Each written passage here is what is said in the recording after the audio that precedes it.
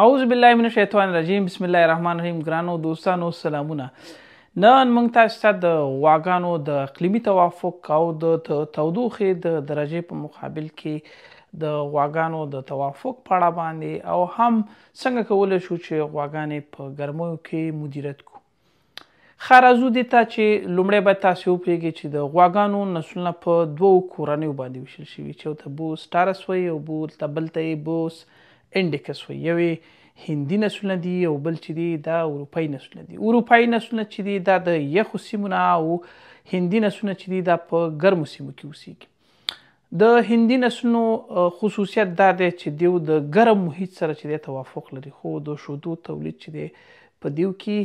کم وي. بلخوا اروپایي نسلونه چې دي په دیو کې د شیدو تولید زیات دی خو دیو کې د ګرمیو د مقاومت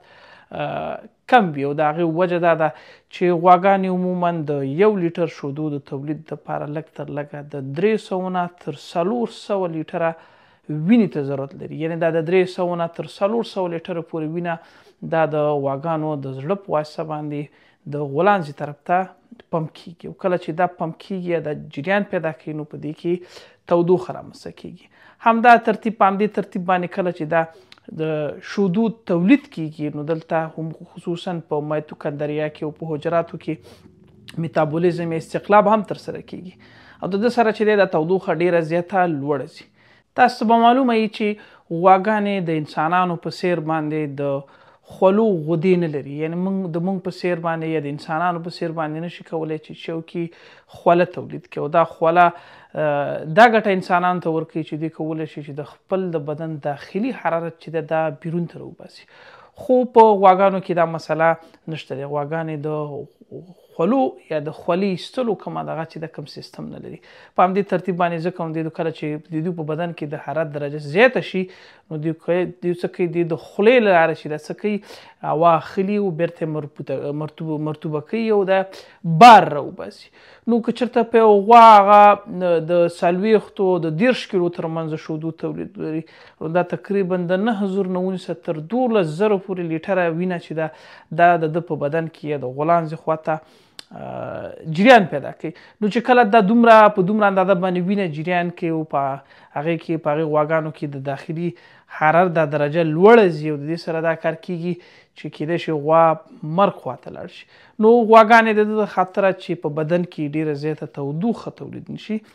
دا نو د نسر پوړه نه لري. عموما ټولې غواګانې هم دا کار کوي د دې خاطره چې په بدن کې د تودوخې درجه لوړه نشي نو دوی د غولانځې طرف ته چې دی د وینې جریان کموي او دا جریان کوم خواته وړي د خپل بدن اطرافو یا د پوټکي خواته نږدې کومې سطحې چې دي برخې چې دي هلته انتقالوي او د وینې جریان څنګه کوي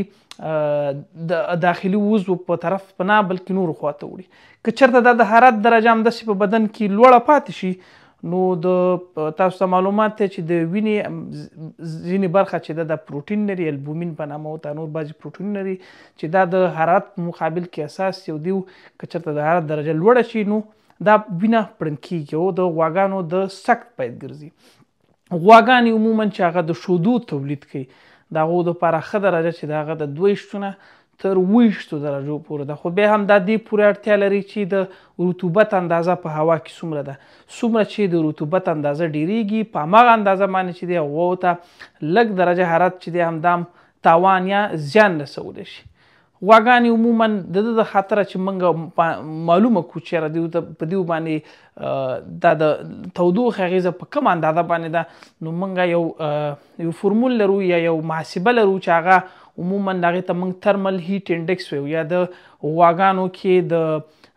د تودوخې د وجې کوم فشار چې رامنځته کیږي د هغې شاخص په کومه اندازه باندې دی چې په دې کې همزمان هم تودوخه ښودل کیږي او همزمان هم رطوبت ښودل کیږي. نو چې څومره تودوخه زیاتیږي او رطوبت ورسره لوړ لاړ شي په هماغه اندازه باندې چې دی د غواګانو د تودوخې دباو چې دی په دیو باندې ډیریږي. نو اوس هغه غواګانې چې هغه 40 کیلو یا 30 کیلو یا 35 کیلو شیدې کوي که چېرته تاسې په کومه ساحه کې د افغانستان په اکثره ساحو کې اوس خصوصا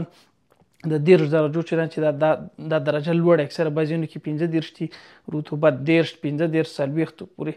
نو دغه غواګانې اکثره چې څوک فارمونه لري د هغو ټولو کې دغه مسله شته دی چې دوی د تودوخې د فشار سره چې دی مخ کیږي. نو هغه غواګانې چې تاسې په فارمونو کې ساتئ د دوی دپاره څو شی د تاسو ته پکار دي. لومړی دا ده چې تاسې په فارمونو کې پکي غټ پکي چې تقریبا هغه د 10 مترو په فاصله باندې باید ولګېږي او د هغې زاویه کم از کم چې دی هغه باید 10 درجې چې کومه هوا راځي هغه په مستقیم شکل باندې په حیوان باندې ولګېږي.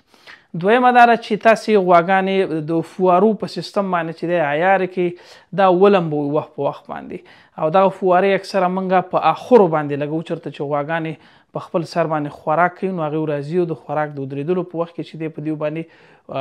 د غواګانو بدن لمدېږي او څنګه کېږي د پکي کوم باد چې بې لګېږي د لوند بدن نه دا ګرمي انتقالېږي. دویمه طریقه چې دا هغه د هوا یخول دي، خصوصا ځینې سیستمونه داسې شته دی چې هغه په هوا کې د پرخک په شکل باندې اوبه خوشې کوي او دا اوبه چې دی د حرارت درجه د 15 نه تر 10 درجو پورې کولی شي چې راټیټ کړي. کله چې تاسو د غواګانو د ملاګانې د دې فوارې په سیستم باندې لمدې کړئ او په ده باندې پکې ولګوئ په ډېر سرعت باندې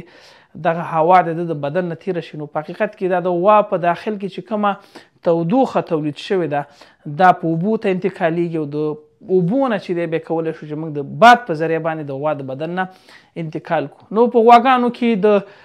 د تودوخې د انتقال یوازینۍ لاره چې دا تاسو ته کوم چې ما بیانه کړه دا ده. د سره ځینې خوا کې نورې طریقې هم شته چې مثال کم از کم تاسې باید د 4 مترو نه پورته چې دی د چت لوړوالی جوړ کړئ، همداشان د چت کومه پاسه برخه چې دا سپینه کړئ تر څو دا رنګ چې دی کولی شي چې دا نور منعکس کړي. دا و د غواګانو ترمنځ کوم چې موږ تاسو ته لنډ معلومات په دې هکله باندې درکړل د محیط په اړه باندې او هم د نسل په اړه باندې. یعنې په نړۍ کې هیڅ داسې نسل نشته دی چې هغه د اقلیم په مقابل کې چې هغه مقاوم وي. هغه چې د اقلیم په مقابل کې مقاوم دي، مقاوم په دې معنا باندې چې دوی د خپل بدن هغه وظیفه چې ده هغه تغییر کړې ده. که چېرته د شیدو تولید لوړ کړي نو دوی د مرګ سره مخ کېږي، ځکه په اتومات شکل باندې د بدن د تودوخې درجه چې کله لوړېږي نو د وینې د پړن کېدلو یا د سخت د قلبي سخت پیښې چې دی په دې غواګانو کې بیا ډېرې زیاتې. هغه غواګانې چې هغه د ګرمۍ سره بیا مخ کېږي عموماً هغوی دوی بیا په خلاصه خوله باندې چې دی بیا هغه تنفس کوي. ښه راځو کومې غواګانې چې بیا د ده د خاطره چې تودوخه په لوړه درجه باندې تولید نه کړي نو دوی بیا کوشش کوي چې خوراک کم کړي، ځکه خوراک چې دی هم د غذایي موادو د سوخ نه چې دی انرژي یا تودوخه رامنځته کېږي او دا هم په بدن کې د تودوخې د لوړوالي باعث ګرځي. نو اول خو تاسې چې دی پکي ولګول، خصوصا هغه ګرد پکي چې دي هغه دومره مؤثر نه وي، نو تاسو باید د اوبو یا د فوارې سیستم چې هم هوا یخه کړي په پرخک شکل باندې او هم غواګانې لمدې کړي. په دې اړه باندې موږ په یوټیوب کې چې دی ویډیو اچولې ده. ښه کله چې راځم اصلي خبرې ته، کله چې غواګانو خپل خوراک کم کړو نو تاسو کوشش کوئ چې دې ته د شپې د خوا ته خوراک ورکړئ. ځینې خلک یعنې دوستان چې فارمونه لري هغه اکثره فارمونو کې د ګروپ یا د رڼا کومه نظام نه لري چې شوکي غواګانو ته رڼا ورکړي او غواګانې څنګه کړي خوراک خپل وکړي. خصوصا دا په ټول افغانستان کې په اوړي په ژمي کې دا کار کېږي. غواګانو ته باید تر ډېره مودې پورې یعنې کم از کم چې څو وخت د دې د خوښې 4 وخته 15 وخته ته خوراک هلته موجود وي او دا خوراک باید دې ته وخوري. که د ورځې په وخت کې